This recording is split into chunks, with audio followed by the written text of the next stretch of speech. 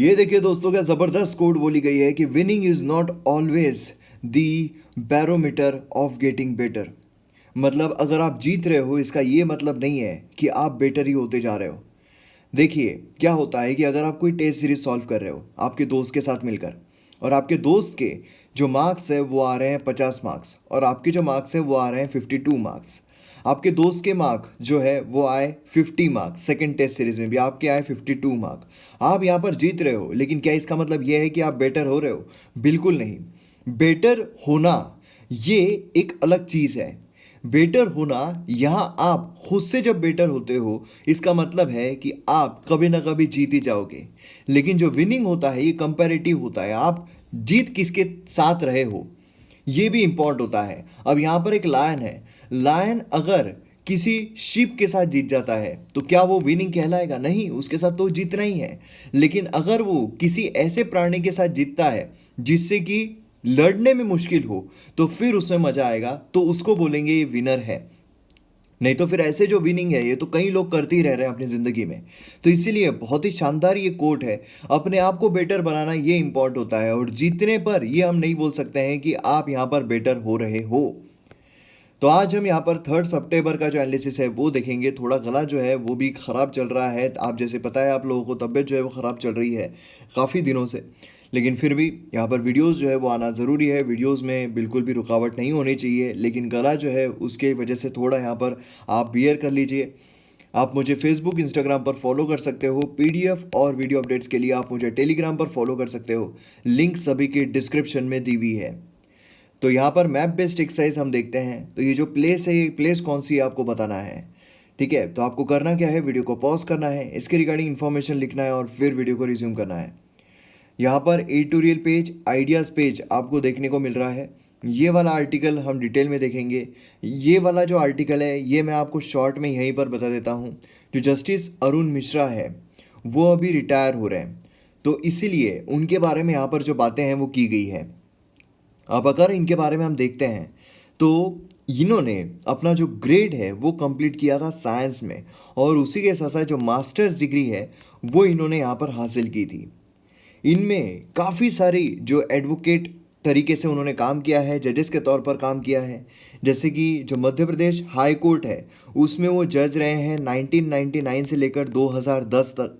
उसी के साथ साथ चीफ जस्टिस रहे हैं राजस्थान हाई कोर्ट के 2010 से लेकर तो 2012 तक।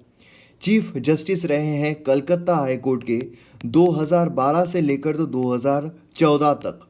और उसी के साथ साथ जज रहे हैं सुप्रीम कोर्ट के 2014 से लेकर तो 2020 तक। तो इस तरीके से पूरी इनकी जर्नी जो है वो हमें देखने को मिलती है। अब इनकी कुछ खासियत भी रही है जो आपको बाकी जो ग्रुप बी ग्रुप सी, देखिए यूपीएससी में तो नहीं पूछा जाएगा, लेकिन जो ग्रुप बी ग्रुप सी की एग्ज़ाम्स होती है या फिर अगर राजस्थान की एग्ज़ाम आप दे रहे हो तो उसमें आपको इनके बारे में पूछा जा सकता है। 1998 में, ध्यान देना है, 1998 में यंगेस्ट चेयरमैन बने थे बार काउंसिल ऑफ इंडिया के।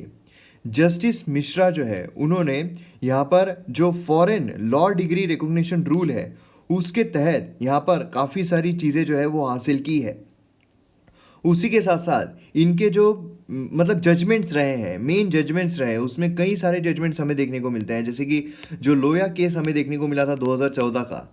उसी के साथ साथ जो Indore development authority versus Moharlal जो केस हमें देखने को मिला था 2016 का, उसमें भी जजमेंट रहे हैं। उसी के साथ साथ जो SC/ST एक्ट अमेंडमेंट रहा था 2018 का, उसकी जो लीगैलिटी थी उसमें भी इनका रहा है। प्रताप सिंह बाजवा वर्सेस चेयरमैन राज्यसभा जो है 2018 का केस हमें देखने को मिला था, उसमें उनका रहा है। जो chief justice of India sexual harassment conspiracy हुई थी 2019 में, अगर आपको याद होगा, तो उसमें भी रहा है। जो कंटेम्प्ट पिटीशन प्रशांत भूषण के अगेंस्ट में था 2020 का, उसमें भी रहे हैं। तो इस तरीके से जस्टिस अरुण मिश्रा जो उनके नोटेबल जजमेंट्स हमें देखने को मिलते हैं। तो इसीलिए काफ़ी इंपॉर्टेंट है इनकी जो पूरी जर्नी है, मैंने आपको यहाँ पर शॉर्ट में बता दी है, जो आपको किसी न किसी एग्जाम में हो सकता है काम आ जाए। अब यहाँ पर एक्सप्लेन सेक्शन जब हम देखते हैं तो उसमें क्वेश्चन आर और 0R के बारे में बात की गई है। देखिए जो MM एकेडमी ऐप है उसमें आपको डिटेल में ये सारी चीज़ें हैं वो देखने को मिलेंगी ही, लेकिन उसी के साथ साथ यहाँ पर भी हम इसके बारे में जानने की कोशिश करेंगे। उसी के साथ साथ यहाँ पर ओबीसी सब कैटेगराइजेशन जो है उसके बारे में बात की जा रही है।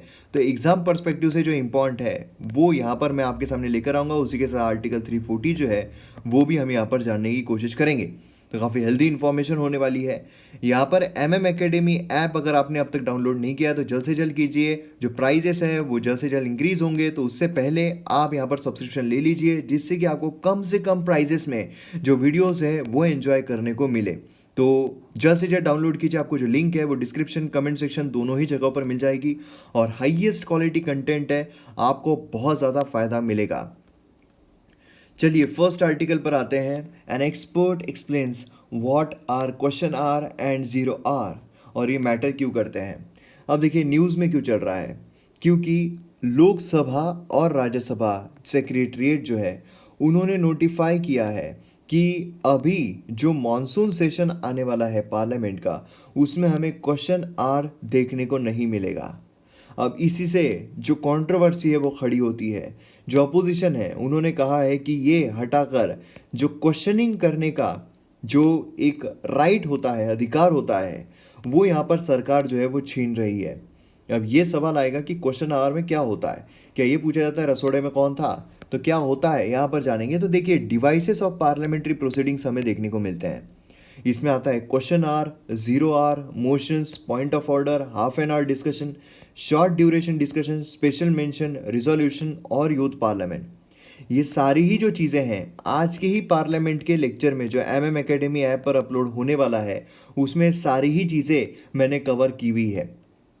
तो पार्लियामेंट चैप्टर जो है वो भी जल्द से जल्द कंप्लीट हो जाएगा काफ़ी कॉम्प्रहेंसिव तरीके से।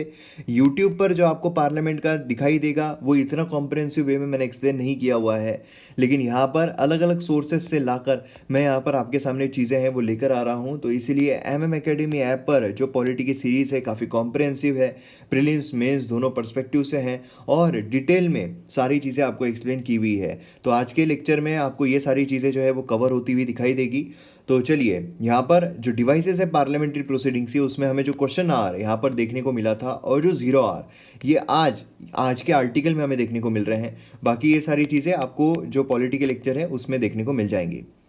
यहाँ पर जब हम क्वेश्चन आर की बात करते हैं तो पहला सवाल तो यही आता है कि क्वेश्चन आर जो है वो दिया कहाँ पर है।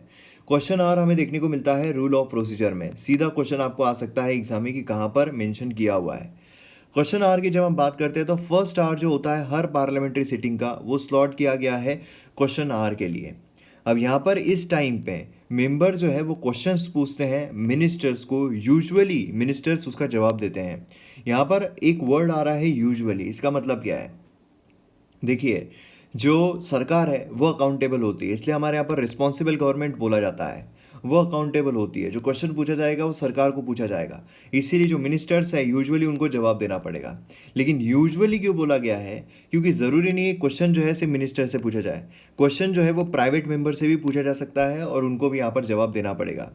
जैसे कि यहाँ पर जो राहुल गांधी साहब है वो बोल रहे हैं कि मोदी जी को इस जवाब का सवाल देना पड़ेगा। अब जिनको ये पता है उनको पता है। अब यहाँ पर जो क्वेश्चंस होते हैं वो अलग अलग इसमें हमें देखने को मिलते हैं। कुछ स्टार्ड क्वेश्चंस होते हैं, कुछ अनस्टार्ड क्वेश्चंस होते हैं और कुछ शॉर्ट नोटिस क्वेश्चंस होते हैं। अब यहाँ पर मैंने कलर भी इसलिए दिए हुए हैं क्योंकि ये जो क्वेश्चंस है ये इन्हीं कलर्स में होते हैं। स्टार्ड क्वेश्चंस जो है वो ग्रीन कलर में होते हैं, जो अनस्टार्ड क्वेश्चंस है वो वाइट कलर में होते हैं और जो शॉर्ट नोटिस है वो पिंक कलर में हमें देखने को मिलती है। अब यहाँ पर आपको ध्यान देना है, जो स्टार्ट क्वेश्चंस होते हैं उनको ओरल आंसर की ज़रूरत होती है।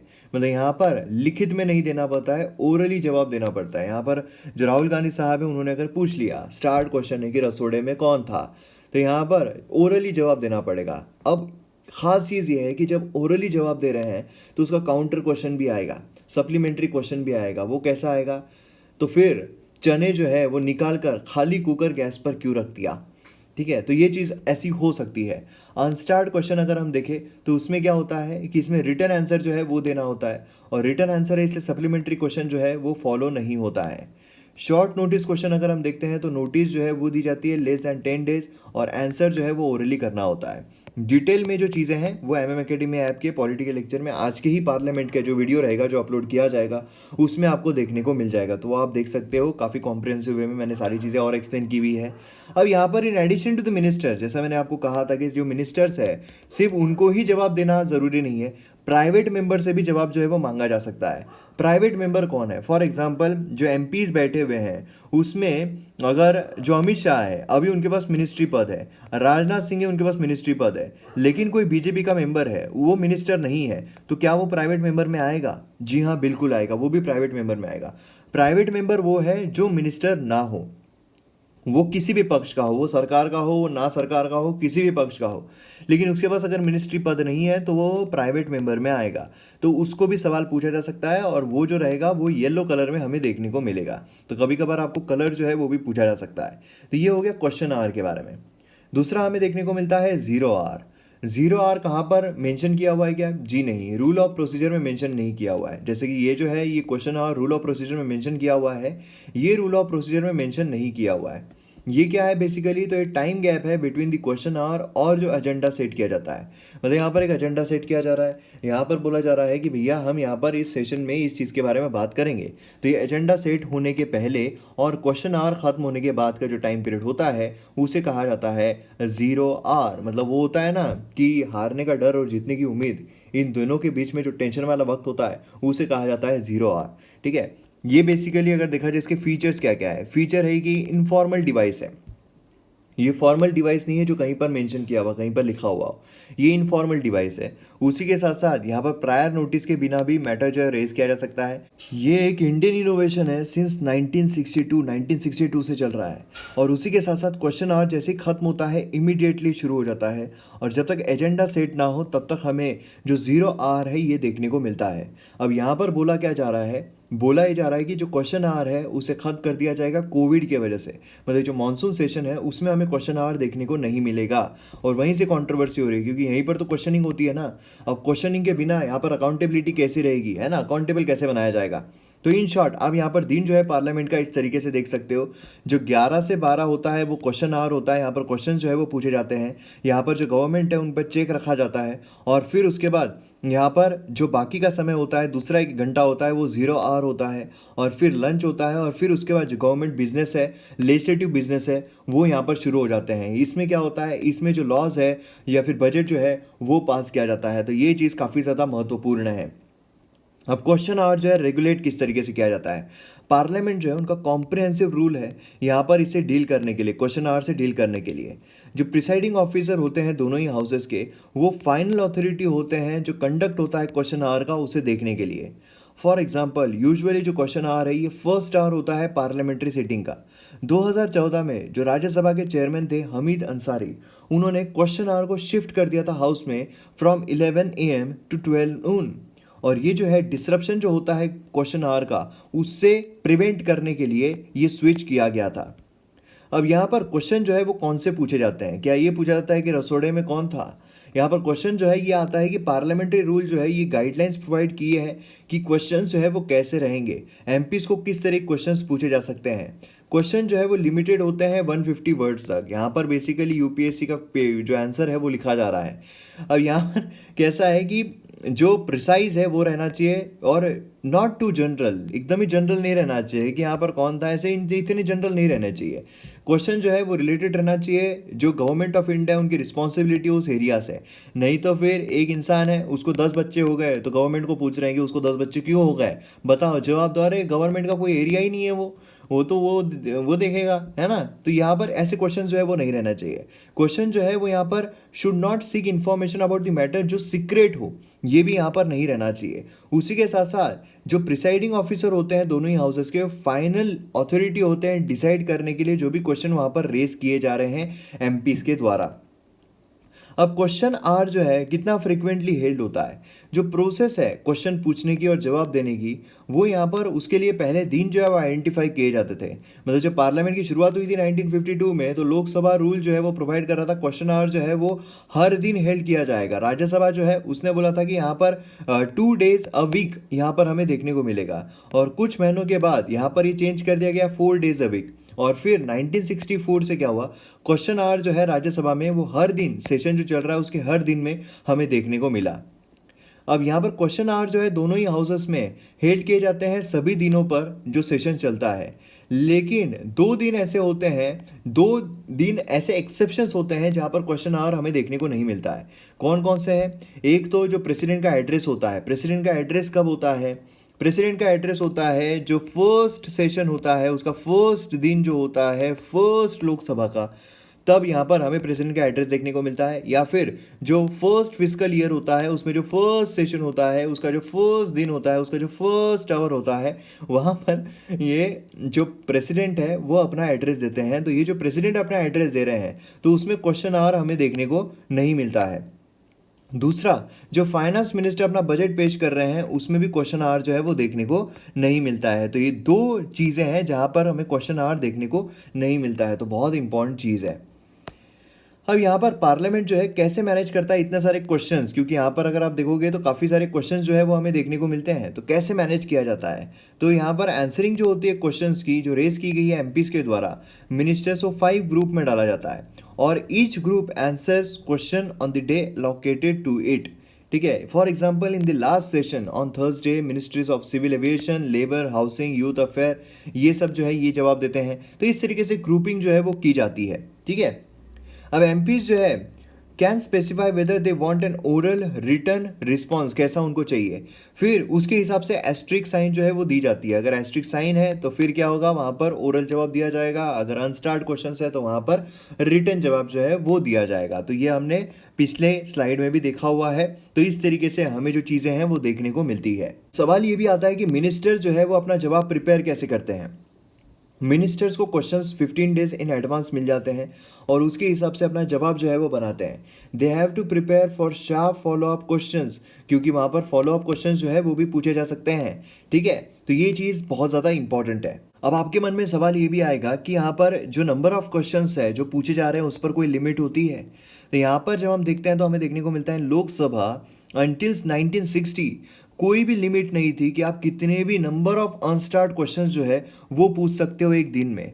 लेकिन अब यहाँ पर पार्लियामेंट ने रूल लेकर आए हैं कि अब यहाँ पर जो क्वेश्चंस हैं उन पर लिमिट लाया गया है। टोटल नंबर ऑफ क्वेश्चंस जो पूछे जाएंगे एमपीज के द्वारा in starred and unstarred category, वो यहाँ पर रैंडम बैलेट में डाले जाएंगे। From the ballot in Lok Sabha 20 starred questions pick किए जाएंगे आंसर करने के लिए क्वेश्चन आवर में, and 230 are picked for return answer. तो मतलब 20 जो है वो स्टार्ट क्वेश्चन जो ओरली जवाब देना है और उसी के साथ साथ 230 जो है वो रिटर्न आंसर के लिए लिए जाएंगे। Last year record was set जब सिंगल डे में after gap of 47 years all 20 start questions जो है वो आंसर किए गए थे लोकसभा में। तो ये भी एक पॉइंट जो है काफ़ी ज़्यादा इंपॉर्टेंट है। आपको ऐसा स्टेटमेंट आ सकता है कि आज तक 20 के 20 स्टार्ट क्वेश्चंस कभी भी जवाब नहीं दिए गए हैं, लेकिन लास्ट ईयर 47 ईयर्स के बाद ऐसा हुआ था, इसलिए प्रोमिनेंट क्वेश्चन बन सकता है। अभी यहाँ पर ओबीसी सब कैटेगराइजेशन जो है ये वाला आर्टिकल हम देखते हैं। बेसिकली क्या हुआ, लास्ट वीक जो कॉन्स्टिट्यूशन बेंच है सुप्रीम कोर्ट की उसने रीओपन किया legal debate sub categorization of schedule caste and schedule tribe reservation के लिए, और जो इशू है वो लार्जर बेंच के तरफ दिया है डिसाइड करने के लिए। अब यहाँ पर सब कैटेगराइजेशन अगर हम देखते हैं ओबीसी का, तो ओबीसी अगर हम इन ऑल देखें तो 27% रिजर्वेशन जो है वो मिलता है। ये रिजर्वेशन के एक्चुअल में आपको लगता है कुछ फ़ायदा पहुँचा रहा है? मतलब अगर हम जनरल कैटेगरी का कट ऑफ देखें तो 98 होता है और ओबीसी का कट ऑफ देखें तो 95 होता है। तो ये रिजर्वेशन का क्या बेनिफिट हो रहा है वैसे भी। तो यहाँ पर जो सब कैटेगराइजेशन है, देखिए सब कैटेगराइजेशन हमने एससी एसटी का भी कुछ दिन पहले देखा था। सब कैटेगराइजेशन मतलब क्या है कि ओबीसी में भी कुछ ऐसे सब कैटेगराइजेशन है जिनको प्रॉपर रिप्रेजेंटेशन जो है वो नहीं मिल पा रहा है। तो ये चीज़ यहाँ पर हमें देखने को मिल रही है। अब इसमें क्या हुआ, कमीशन जो है वो हेड किया गया। कमीशन हेड किया गया जस्टिस जी रोहिणी के द्वारा। Commission constituted under article 340। Article 340 क्या है हम आगे देखने वाले हैं। अब यहाँ पर आर्टिकल 340 जो है डील करता है अपॉइंटमेंट ऑफ द कमीशन, जिससे कि जो कंडीशन है बैकवर्ड क्लास की वो यहाँ पर इन्वेस्टिगेट की जा सके। और ये कॉन्स्टिट्यूट की गई थी यहाँ पर सब कैटेगराइजेशन जो है 500 ऑड कास्ट जो हमें ओबीसी लिस्ट में देखने को मिलती है उसका इक्विटेबल डिस्ट्रीब्यूशन उनको अपॉर्चुनिटीज मिल रही है या नहीं वो इंश्योर करने के लिए 2015 में national commission for backward class जो है उन्होंने यहाँ पर रिकमेंड किया कि ओबीसीज को यहाँ पर कैटेगराइज करना चाहिए इनटू एक्सट्रीमली बैकवर्ड क्लास, मोर बैकवर्ड क्लास और बैकवर्ड क्लास। बेनिफिट जो है रिजर्वेशन का ओबीसी में वो यहाँ पर मोस्टली डोमिनेंट ओबीसी ग्रुप जो है ओवर द ईयर्स उनको ही मिल रहा है। बाकी जिनको एक्चुअल में ज़रूरत है उनको यहाँ पर जो रिप्रेजेंटेशन है, जो इक्वालिटी है वो यहाँ पर नहीं मिल पा रही है। तो ये भी काफ़ी ज़्यादा इंपॉर्टेंट चीज़ हमें देखने को मिलती है। एनसीबीसी की अगर हम बात करते हैं तो ये अथॉरिटी है कि यहाँ पर कंप्लेंट और वेलफेयर मेजर्स जो भी आते हैं उसे एग्जामिन करे एजुकेशनली बैकवर्ड क्लास और सोशली बैकवर्ड क्लास के लिए। अब यहाँ पर मैंडेट अगर हम देखें तो यहाँ पर अनइवन डिस्ट्रीब्यूशन जो चल रहा है रिजर्वेशन में उसे यहाँ पर एग्जामिन जो है वो किया जा सके और उसी के साथ साथ यहाँ पर जो पैरामीटर्स है सब कैटेगराइजेशन ऑफ ओबीसी उसके लिए कुछ मैकेनाइजेशन जो है वो लाया जा सके। कॉम्प्रहेंसिव रिपोर्ट यहाँ पर सबमिट जिससे कि यहाँ पर क्या होगा कि जो प्रॉपर रिप्रेजेंटेशन मिल रहा है या नहीं वो हमें पता चलेगा। अब काम यहाँ पर किस तरीके से हुआ है कि जो स्टेट गवर्नमेंट है उन्होंने यहाँ पर जो बैकवर्ड क्लास कमीशन है उसी के साथ साथ जो यहाँ पर कास्ट डाटा है ओबीसीज का वो यहाँ पर ऑब्टेन करने के लिए सारी चीज़ें जो है वो की।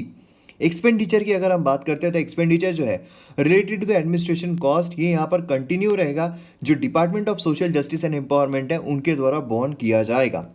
अब यहाँ पर एक सवाल आता है आर्टिकल 340 की जब हमने बात की तो आर्टिकल 340 क्या है। आर्टिकल 340 की जब हम बात करते हैं तो प्रेसिडेंट जो है वो ऑर्डर दे सकता है कमीशन का अपॉइंटमेंट करने के लिए जिसमें कुछ ऐसे लोग रहेंगे जो प्रॉपर जो सोशली एजुकेशनली बैकवर्ड क्लास है उनकी कंडीशन को इन्वेस्टिगेट कर सके। और उसी के साथ साथ यहाँ पर जो लोग रहेंगे कमेटी में वो सारी चीज़ें देखेंगे और उसके हिसाब से बताएंगे कि उनकी कंडीशन किस तरीके की है, कैसे उन्हें हमें यहाँ पर ग्रांट प्रोवाइड करना है, कैसे हमें यहाँ पर उनको सहूलत प्रोवाइड करना है, रिजर्वेशन प्रोवाइड करना है। कमीशन जो है सो अपॉइंटेड वो इन्वेस्टिगेट करेंगे मैटर जो उनको रेफर किया गया है, प्रेसिडेंट ने जो उनको दिया है और रिपोर्ट जो है वो बाद में वो सबमिट करेंगे। और फिर प्रेसिडेंट जो है shall cause copy of report presented together, यहाँ पर जो एक्शंस लिए जाने हैं हाउस के सामने रखा जाएगा। तो इस तरीके से जो चीज़ें हैं वो हमें यहाँ पर देखने को मिलती है। अब देखिए जो NBCB है मतलब national commission for backward class है, ठीक है, तो ये जो है ये भी हमें यहाँ पर देखने को मिलता है। मतलब यहाँ पर उसमें भी चेंजेस जो है वो हमें देखने को मिले थे। तो वो चेंजेस क्या आपको पता है, क्या आप मुझे बता सकते हो। National commission for backward class, national commission for schedule caste, schedule tribe जो है वो तो हमें देखने को मिला था, लेकिन जो 102nd अमेंडमेंट था, 102nd जो अमेंडमेंट हुआ था 2018 में उसके तहत कॉन्स्टिट्यूशनल स्टेटस जो है national commission for backward class को वो हमें देखने को मिला। ये बेसिकली क्या करता है, ये एक अथॉरिटी है कि जो कंप्लेंट्स होते हैं, वेलफेयर मेजर्स होते हैं social and educationally backward class के लिए वो यहाँ पर करे जाए। पहले ये अगर आप देखोगे 2018 में ये इसको एक ये बनाया गया, कॉन्स्टिट्यूशनल दर्जा दिया गया, उससे पहले इसको कॉन्स्टिट्यूशनल दर्जा जो है वो नहीं दिया गया था। स्ट्रक्चर अगर हम देखते हैं तो कमीशन जो है उसमें हमें 5 मेंबर्स देखने को मिलते हैं जिसमें चेयरपर्सन होते हैं, वाइस चेयरपर्सन होते हैं और 3 ऐसे मेंबर होते हैं जो राष्ट्रपति के द्वारा अपॉइंट किए जाते हैं और वारंट उनके हाथ में होता है। देखिए ये एक्स्ट्रा इन्फॉर्मेशन मैं आपको बता रहा हूँ जो कि काफ़ी ज़्यादा इंपॉर्टेंट है। ये सारी एक्स्ट्रा इन्फॉर्मेशन है लेकिन ये इसमें भी एक्स्ट्रा इन्फॉर्मेशन मैं आपको बता रहा हूँ और इसी बात पर शेयर जो है वो तो बनता है, इसलिए शेयर जो है वीडियो का ज़रूर कर दीजिए। अब इसमें आर्टिकल 340 जैसा मैंने आपको कहा था, अब जो 102nd अमेंडमेंट एक्ट लाया गया इसके तहत संविधान में कुछ आर्टिकल भी इंसर्ट किए गए होंगे। तो आर्टिकल क्या आपको पता है, आर्टिकल जो है वो मतलब इंसर्ट किए गए थे 338B एंड 342A। ये दो जो आर्टिकल है वो हमें यहाँ पर देखने को मिलते हैं। 338B अगर हम देखें तो ये अथॉरिटी प्रोवाइड करते हैं कि आप जो भी कंप्लेंट्स आ रहे हैं तो वो यहाँ पर आप इन्वेस्टिगेट कर सकते हो। वही अगर हम 342A देखते हैं तो एम्पावर करता है प्रेसिडेंट को specifically social and educationally backward class जो है वेरियस स्टेट्स और यूनियन टेरिटरीज के उनके लिए अथॉरिटी राष्ट्रपति को प्रोवाइड की जाती है। तो ये दोनों ही आर्टिकल्स आपको पता रहना चाहिए, बहुत बहुत बहुत ज़्यादा ये इंपॉर्टेंट है, ठीक है। अब यहाँ पर ओबीसी रिजर्वेशन अगर हम देखते हैं तो केलकर कमीशन सेटअप की गई थी 1953 में। ये फर्स्ट थी जिसने बैकवर्ड क्लास को आइडेंटिफाई किया एससीज और एसटी के अलावा। फिर मंडल कमीशन रिपोर्ट हमें देखने को मिलती है, ये हमने फंडामेंटल राइट के लेक्चर में देखा हुआ है। इससे एस्टिमेट किया ओबीसी पॉपुलेशन 52% और क्लासीफाई किया इतने कम्युनिटीज़ को एट बैकवर्ड। और फिर यहाँ पर एग्जिस्टिंग कोटा जो है उसको भी बढ़ाने की यहाँ पर बात की गई थी। सेंट्रल गवर्नमेंट ने रिजर्व किया 27% seats union civil post and services में ओबीसी के लिए, आर्टिकल 16 सब क्लॉज 4 कोटा, और उसी के साथ साथ यहाँ पर इंस्टीट्यूट में 15 सब क्लॉज 4 के तहत, और फिर 102nd कॉन्स्टिट्यूशन अमेंडमेंट एक्ट के तहत कॉन्स्टिट्यूशनल स्टेटस जो है national commission for backward class को दिया गया। प्रीवियसली एक स्टैट्यूटरी बॉडी थी। स्टैट्यूटरी बॉडी मतलब क्या है, किसी एक्ट के तहत वो बनाई गई है। कॉन्स्टिट्यूशन मतलब आर्टिकल में जिक्र हमें देखने को मिलता है, ठीक है। तो ये बहुत ही इंपॉर्टेंट इन्फॉर्मेशन है जो आपको एग्जाम पर्सपेक्टिव से काफ़ी हेल्पफुल हो सकती है। नेक्स्ट यहाँ पर हमें देखने को मिल रहा है कोविड इकोनॉमिक पेन, यहाँ पर क्या पास होगा। अब देखिए बेसिकली यहाँ पर क्या हो रहा है कि हमें देखने को मिल रहा है जो गवर्नमेंट है वो बहुत ज़्यादा उधार ले रही है। गवर्नमेंट उधार ले रही है तो किस लिए ले रही है कि जो अभी इकोनॉमिक जो प्रॉब्लम चल रही है उससे उभरा जा सके। लेकिन जो ये उधार ले रही है इसकी वजह से जो फ्यूचर जनरेशन है उनको काफ़ी प्रॉब्लम हो सकता है। देखिए आज मैं थोड़ा शॉर्ट में आपको बता रहा हूँ क्योंकि जो गला है वो काफ़ी ज़्यादा दर्द दे रहा है, काफ़ी प्रॉब्लम दे रहा है, ठीक है। तो इसलिए थोड़ा उसमें आप एडजस्ट कर लीजिएगा। अब यहाँ पर अगर आप देखो, यहाँ पर मतलब जो प्रॉब्लम चल रहे हैं, इकोनॉमिक प्रॉब्लम चल रहे हैं, तो इकोनॉमिक प्रॉब्लम जीडीपी का जो हमने पहले भी देखा हुआ था, क्या होता है, consumption plus investment plus government expenditure plus net export, है ना। तो ये हमें देखने को मिलता है। कंजम्पशन जो है ये सबसे बड़ा प्रॉब्लम चल रहा है, कंजम्पशन हो नहीं रहा है, तो ये सबसे इंपॉर्टेंट समस्या है। अब लॉन्ग टर्म इज डिफरेंट। यहाँ पर अगर हम देखें और post Covid, post Trump, post China, post GST, post US federal reserve economic strategy, यहाँ पर कौन कौन से फैक्टर हमारे फेवर में है वो यहाँ पर पता करना बहुत ज़रूरी है। नहीं तो पोस्ट कोविड क्या होगा। अभी अगर आप देखोगे तो बहुत सारी इंडस्ट्रीज में लॉकडाउन लगाया गया था, लेकिन अब यहाँ पर वो ओपन होने वाली है, वो खुल रही है। तो यहाँ पर क्या सिनारियो हो सकता है कोविड, पोस्ट ट्रम्प, ट्रम्प के बाद यहाँ पर क्या हो सकता है, पोस्ट चाइना जो है वो यहाँ पर क्या हो सकता है, और पोस्ट जीएसटी, जीएसटी जो है वो आने के बाद से कौन कौन से यहाँ पर चेंजेस हुए हैं। तो ये सारी समस्याएं हमें यहाँ पर देखने को मिलती है। चाइना जो है मेनी स्ट्रेंथ्स लेकिन टेरिटोरियल एरोगेंस जो है वो यहाँ पर काफ़ी प्रीमैच्योर है। चाइना अगर हम देखते हैं इकोनॉमिक ग्रोथ सिंस 1990 तो काफ़ी खतरनाक उसने ग्रोथ जो है वो दिखाई है ना। अब यहाँ पर अगर आप देखोगे जो डोमेस्टिक कंजम्पशन है वो ज़्यादा रहना बहुत ज़रूरी होता है किसी भी कंट्री में। डोमेस्टिक कंजम्पशन अगर ज़्यादा है तो किसी भी कंट्री की इकोनॉमी जो है वो सर्वाइव कर सकती है, वो ऊपर जा सकती है। लेकिन जो डोमेस्टिक कंजम्पशन है वो डिपेंडेंट किस पर होता है, उनको कितनी जॉब अपॉर्चुनिटीज़ मिल रही है। नहीं तो आज के टाइम पर जो बेरोजगारी चल रही है तो फिर उसके हिसाब से कंजम्पशन जो है वो तो ऑलमोस्ट नामुमकिन सा हो जाता है। अब यहाँ पर अगर हम ओवरऑल फैक्टर देखते हैं, ग्लोबल फैक्टर भी देखते हैं, तो एक जो इंपॉर्टेंट रोल प्ले करता है इंडियन पर्सपेक्टिव से वो है crude oil prices. Crude oil prices जो है वो लो ही रहने वाले हैं ऐसा यहाँ पर बोला जा रहा है। इसीलिए ये एक मैक्रो इकोनॉमिक गिफ्ट कंट्री को बोला जा सकता है ना। नहीं तो क्या होता है कि इसे इंपोर्ट करने में ही काफ़ी ज़्यादा पैसा लग जाता है, उससे फिस्कल डेफिसिट जो है बहुत ज़्यादा बढ़ जाता है। लेकिन अभी ये जो है ये लो ही रहने वाला है, इससे गवर्नमेंट जो है दूसरी चीज़ों पर खर्च कर सकती है जिससे कि फिस्कल डेफिसिट ज़्यादा बढ़ेगा नहीं। अब यहाँ पर रिसेंट अगर हम करेज देखते हैं, यहाँ पर क्या होगा, पॉलिटिक्स में आर्टिकल 370, ब्लैक मनी, स्वच्छ भारत, उज्ज्वला, ये सब जो है ये यहाँ पर इकोनॉमी में देखने को मिल रहे हैं। और एट प्रेजेंट जो प्रॉब्लम देखने को मिल रही है is not job but productivity. मतलब यहाँ पर आर्टिकल के जरिए तो बोला जा रहा है कि भैया तुम जॉब जॉब जॉब जो बोल रहे हो कि जॉब नहीं है, जॉब नहीं है, ये बड़ी समस्या नहीं है, लेकिन प्रोडक्टिविटी जो है ये बड़ी समस्या है। क्योंकि क्या होगा, प्रोडक्टिविटी जो है वो होने ही नहीं वाली है, प्रोडक्टिविटी बढ़ने ही नहीं वाली है, क्योंकि जो ऑलरेडी माल है वो बेचा नहीं जा रहा है, जिसकी वजह से कंपनी जो उनको नुकसान हो रहा है, कंपनीज को नुकसान हो रहा है, तो प्रोडक्टिविटी नहीं हो रही है। तो ये सबसे बड़ा प्रॉब्लम हमें देखने को मिल रहा है। अब ज़रूरत क्या है, क्या किया जाना चाहिए, यही खासियत है इंडियन एक्सप्रेस की। यहाँ पर सोल्यूशन ओरिएंटेड बातें जो है हमें देखने को मिलती है। नीड क्या है, compliance reform, labour law reform, ठीक है, लेबर लॉ रिफॉर्म जो है वो यहाँ पर लाया जाना चाहिए। बैंकिंग रिफॉर्म जो है वो लाया जाना चाहिए, जो एनपीए बढ़ रहा है उसको यहाँ पर अच्छा करना चाहिए। एजुकेशनल रिफॉर्म, यहाँ पर क्या है कि यूनिवर्सिटी स्कूल जो है नेशनल एजुकेशन पॉलिसी यहाँ पर जो लाई गई है उसके तहत प्रॉपर उसका इम्प्लीमेंटेशन। 6% जीडीपी बोला जा रहा है, लेकिन 6% खर्च कैसे होगा, ये तो एक बहुत बड़ा सवाल है ना। 6% आप जीडीपी का खर्च करने के लिए बोल रहे हो, कैसे खर्च करोगे आप, है ना। मतलब पहले अगर आप देखो तो हम 4% के आसपास खर्च कर रहे थे, आज हम 3% के आसपास खर्च कर रहे हैं। तो जब 2013, 14, 15 में जब हमारा बेस्ट टाइम था इकोनॉमी का, उस टाइम पर हम 4 से 3% पर लेकर आ गए, तो आज जो हमारा वर्स्ट टाइम चल रहा है उसमें हम 3 से लेकर 6% पर कैसे लेकर जाएंगे? ये भी एक बहुत बड़ा सवाल है। Ease of doing business reform जो है वो भी यहाँ पर लाया जाना चाहिए, सिविल सर्विसेज रिफॉर्म जो है वो भी लाई जानी चाहिए। ये सारी जो चीज़ें हैं वो यहाँ पर लाई जाए तो बात जो बन सकती है। कोविड जो है उसने यहाँ पर पॉलिसी विंडो क्रिएट कर लिया है। प्राइम मिनिस्टर जो है उसकी ग्रेट स्ट्रेटेजी रही है शिंजो आबे, अगर हम देखते हैं जो जापान के रहे हैं जिन्होंने रेसिग्नेशन दिया है। फिजिकल, मॉनेटरी और स्ट्रक्चरल एक्शन, तो इन तीन चीज़ों पर काम होना चाहिए। फिजिकल जो है वो गवर्नमेंट देखती है, मॉनेटरी जो है वो हमारा आरबीआई देखता है, और स्ट्रक्चरल एक्शन जो है वो गवर्नमेंट को देखना पड़ता है। और ऐसे सिनारियों में जो स्ट्रक्चरल एक्शंस होते हैं उसमें हमें ज़्यादातर जो कैपिटल एक्सपेंडिचर है उसमें खर्च करना पड़ता है। जो ऐसे स्ट्रक्चरल एक्शन मतलब क्या होते हैं? मतलब जो पैसा है वो दे देना नहीं, लोगों के खाते में पैसा जमा कर देना, ये स्ट्रक्चरल मोशंस नहीं होते हैं। स्ट्रक्चरल मतलब एक्शन ऐसे होते हैं जो जड़ से चीज़ों को बदले। जैसे कि अगर हम कॉरपोरेट सेक्टर का देखते हैं तो कॉरपोरेट टैक्स जो है वो कम कर दिया गया, तो ये स्ट्रक्चरल एक्शन है क्योंकि ये जड़ से चेंज जो है वो किया गया है। अब कोविड इकोनॉमिक पेन जो है ये यहाँ पर काफ़ी ज़्यादा हो रहा है ना? पेन जो है, जो दुखद घटना है काफ़ी ज़्यादा हो रही है। अब यहाँ पर जो पेन किलर दिया जाता है, ध्यान दीजिएगा, यहाँ पर बेसिकली आर्टिकल के जरिए बताया गया जा रहा है जो पेन किलर दिया जाता है, पेन किलर कुछ वक्त के लिए पेन कम करता है लेकिन लॉन्ग टर्म के लिए काफ़ी हानिकारक होता है।